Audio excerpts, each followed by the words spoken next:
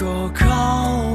ใจกับเหตุผลที่เจ้าต้องไปในวันนี้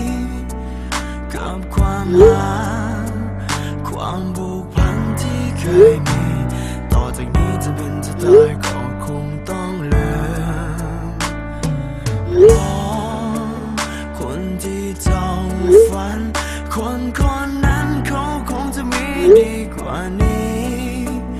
กับความรักที่ให้ไปทุกนาทีเลยพอดีพลักษณถึงว่าใจ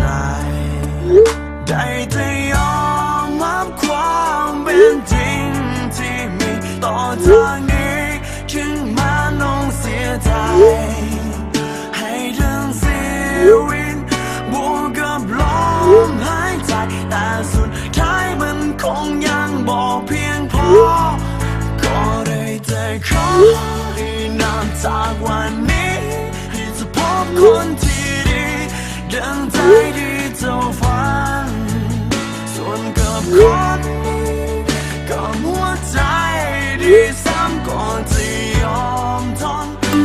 จะฝืนในวันที่เสียใจ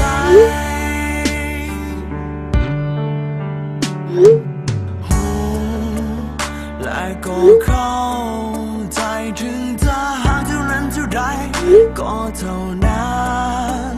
สิ่งดีๆที่เคยมีให้กันจากนี้มันคงจะเป็นเพียงฝันไปได้แต่ยอมรับความเป็นจริงที่มีต่อจากนี้ถึงแม้ต้องเสียใจให้ทั้งชีวิตบวกกับลมหายใจแต่สุดท้ายมันคงยังบอกเพียงพอก็ได้แต่ขอให้นับจากวันนี้